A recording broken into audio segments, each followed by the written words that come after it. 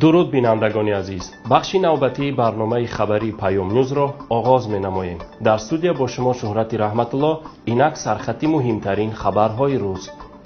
تهمت نوبتی امامعلی رحمان به حزب نهضت اسلامی تاجیکستان و اعلان جنگ نوی اطلاعاتی. حالت نگران کننده 4 مهاجر تاجیک در بازداشتگاه و مراجعت عزت امان به مقامات‌های ذی‌دخل. دیمیتری مدودف سروزیر روسیه از زیاد شدن نامزد و دکترهای علم در تاجیکستان تعجب کرد.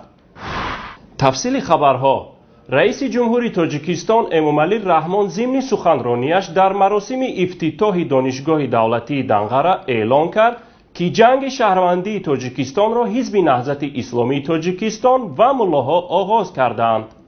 جنگ شهروندی در تاجیکستان از مسجدهای همان وقته از جانب بعضی ملاها و با تشبث حزب نهضت اسلامی تاجیکستان که طبق قانون حزب تروریستی اعتراف شده فعالیت آن منع گردیده است آغاز شده بود. اما سخنگوی حزب نهضت اسلامی تاجیکستان محمود جان فیض رحمان با این وجه سخنرانی رئیس جمهور را پایداری یک جنگ اطلاعاتی عنوان کرد و گفت: رئیس جمهور امامعلی رحمان همین اظهارات اخیری که دادند که حزب نهضت اسلامی تاجیکستان جنگ را شروع کرد و بعضی ملاها و از همین مسجدها شروع شده گفته، واقعا این یک مرحله جدیدی جنگ اطلاعاتی است که تشبث آن در دست خودی رئیس جمهور است. تا این روز ما می‌دیدیم که در این جنگ اطلاعاتی غیر رئیس جمهور شرکت می‌کردند، آنهایی که پایین‌تر بودند. مثلا اگر شما پروتکل 3220 را ببینیم، در پروتکل 3220 حکومت بسیار افشاری کرد که محتوای آن تحریف شده است، تغییر داده شده است. یعنی یک نوع کوشش میکردن که رئیس جمهور در این جنگ اطلاعاتی نباشد، ولی میبینیم که فعلا تشبث آن را خودی رئیس جمهور بر دست گرفته است و با صراحت این چیزها را اعلام میکند. در عموم میشود بگیم که اینجا یک مشکلات روانی است که حکومت نتوانست، خصوصا رهبریت همین کشور نتوانست که خود را از این مشکلات روانی جدا کند. یعنی حزب نهضت اسلامی را در اول میگفتم که این 2% مردم به این آواز دادن این حزب مردمی نیست، به هر حال آوردن. سال گذشته تقریبا 1 سال پیش حزب رو ممنوع کردن و تروریستی اعلام کردن و امروز هم میبینیم که تا رهبر اول کشور باز میاد در باره حزب نهضت صحبت میکند و میخواهد که این حزب را متهم کند. این دلالت میکند که آن چیزی که اونها میگویند به اون باوری ندارند. این واقعیت همین است که یک مشکلی روانی دارند که میدانند در داخل که حزب چی جایگاه دارد در نزد مردم، به همین خاطر همیشه نمیتونن خود را از این حزب، از این مشکل روانی جدا کنند. ضمناً سامانه پیام نت اعلان کرد که روزهای نزدیک 2 صحیفه، یک تاریخ جنگ شهروندی و دیگر خیانت‌های رژیم رحمان به صلح در سامانه باز خواهد شد. از تمام مؤرخان، شاهدان و آنهایی که سند در دست دارند دعوت به عمل آورده شده است که به خاطر پیشگیری از تحریف تاریخ همکاری نمایند. رهبر سازمان جوانان تاجیک در روسیه عزت امان با ارائه یک مراجعت رسمی به مقامات کشور از آنها خواسته است به قضیه 4 نفر تاجیک که از جانب پلیس روس لطوکوب شده تا هنوز در بازداشت قرار دارند رسیدگی کنند. طبق معلومات ارائه نموده عزت امان در این باره 4 نفر تاجیک از میانرو جای کارشان معاش طلب میکنند و معاششان را میانرو نمیپردازد. وقتی آنها به خانه میانرو میروند، زن او پلیس را جغ میزند و پلیس آنها را بازداشت نموده سخت لطوکوب میکند. 1 نفر از آنها مردی 55 ساله بوده است که تا به حال به خود نآمده است. وقتی این 4 نفر را پلیس به بازداشتگاه میبرد، مسئول بازداشتگاه موقتی یا سیزا بنابر در اثر لطوکوب بد شدن وضع سلامتیشان قبول نکرده است و آنها عین حال در قسم بازرسی بهداشتی قرار دارند. در این قسم نفران نگه داشته می شوند که در بدن خود اثر آسیب و شکست و بیماری های سرایت کننده دارند. عزت امان درباره مراجعتش به مقامات ذی‌دخل به ما گفت: تفصیلات این واقعه این است که 4-5 نفر از شهروندان تاجیکستان در یک منزلی چند آشیانه کار کردند و حدود 6 ماه کار کرده معاششون را پیدا نکردند. در این میان یک نفر از شهروندان دیگری تاجیکستان زاده دوشنبه شهر که میانجی پسریدنیک اونا بوده است مبلغ گرفته است و به بچه‌های ما نداده است و کارگران رفته پیدا کرده اومده یک شب او را مهمان گرفتن. بالاخره گفته است که من مبلغ پرداخت میکنم ولی من باید خانه روم چون که مبلغ در کارت بانکی هم است. پس از اون که به خانه برمیگردن دیگه بیرون نمیاد. بعد بچه‌ها 1 ساعت نیم ساعت منتظر شده برمیگردن به سوی منزلشون. وقتی برمیگردن دیگه حدود 1 ساعت بعد پلیسای مخصوصی روسیه از بالای دیوار و در وارد شده اونا را زده پیچونده دستاشون را بسته گرفته میبرد. در اون میان 3 نفر دیگر مهمان هم بودن که شب در اون خانه مهمونی اومدن اونا را برده خلاصا خیلی لطکوب میکنن و 4 نفر از بچهای کارگر که واقعا در اون منزلی نامبرده کار کردن بندی میشوند. حالا اونها بندی هستند از 18 آگوست تا به امروز.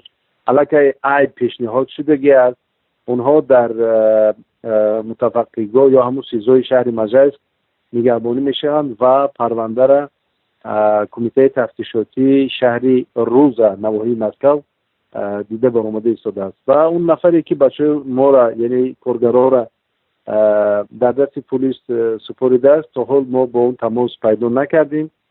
بنابراین همین مراجعه کردیم به جناب سفیر و دیگر نمایندگان تاجیکستان در حدود روسیه که به ما کمک کنند ما شهروند تاجیکستان پیدا کنیم و با او صحبت کنیم که چرا این کار کرد.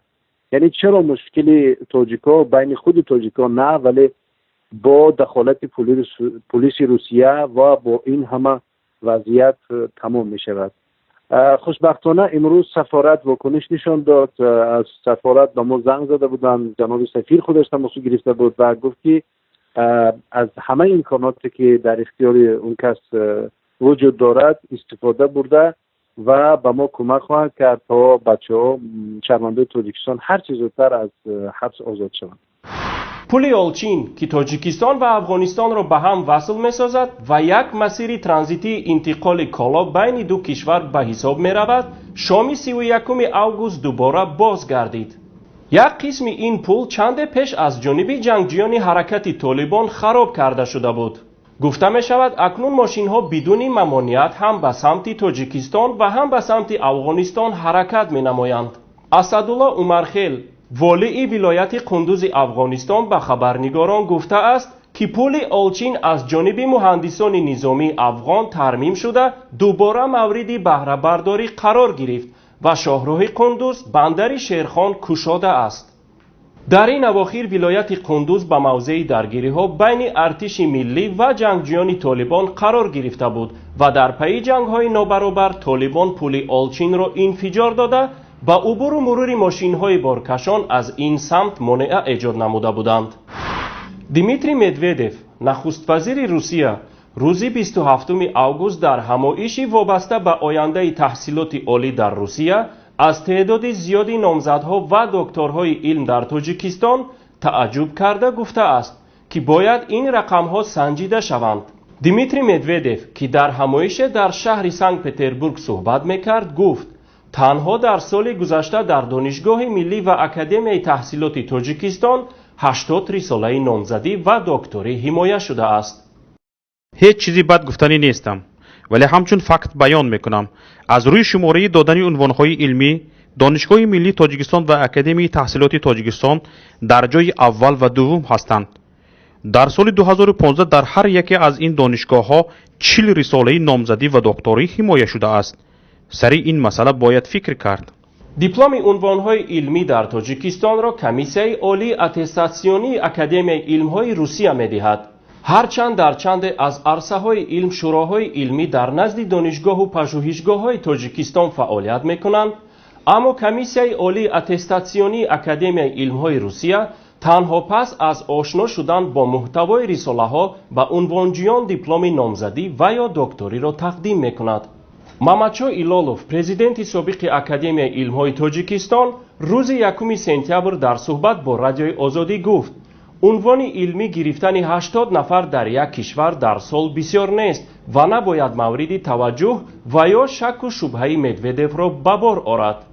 البته برای یک اختصاص برای مثال پداگوگیکا حمایه کردن 40 نفر در یک سال زیاد است، لیکن مدودف باید درباره دانشگاه‌های روسیه گپ زند. چیکار دارد به کشور ما؟ ما تنها به خاطر اتستاتسیا به کمیسیون عالی اتستاسیونی روسیه مراجعت میکنیم. سالهاست بحث قطع کردن وابستگی از کمیسیون عالی اتستاسیونی روسیه و تشکیل همین گونه کمیسیون در تاجیکستان ادامه دارد. طرفداران این اقدام میگویند در صورت تأسیس کمیسیون مذکور در تاجیکستان وابستگی کشور از روسیه در این رابطه رفع می شود و عنوانجویان جوان سالها منتظر جواب کمیسیون عالی اتستاسیونی روسیه نمی شوند. ولی قسم از کارشناسان این ساحه میگویند این تصمیم برابری به دست آوردن استقلالیت عنواندهی ریسک‌های زیاده هم در پی دارد. اکنون مختصر از خبرهای منطقه و جهان. شام 31 август مجری برنامه خبری اخبارات شبکه تلویزیونی دولتی ازبکستان متن پیام تبریکی اسلام کریموف و مناسبت 25مین سالگرد استقلالیت دولتی ازبکستان را قرائت کرد. بعد اظهارات نخستین حکومت ازبکستان از روز 28 август درباره بیماری اسلام کریموف 78 ساله هنوز هیچ اطلاعی رسمی دیگری درباره وضع سلامتی پرزیدنت نشر نشده است، اما مجری برنامه هیچ اطلاعی در مورد وضع سلامتی رئیس جمهوری ازبکستان ارائه نکرد. چند رسانه‌های خبری با تکیه به منابع خود از مرگ اسلام کریموف نیز خبر داده‌اند. دیروز 31 август سفیر تاجیکستان در ترکیه محمد علی رجبیان به رئیس جمهور این کشور رجب طیب اردوغان اعتمادنامه سپارید. رئیس جمهور ترکیه در این دیدار تاکید کرده است که کشورش برای گسترش منبعده همکاری‌های آینده دو کشور آماده است. همچنین با اطلاع وزارت کارهای خارجه تاجیکستان رجب طیب اردوغان به امامعلی رحمان سلام و درود گفته است.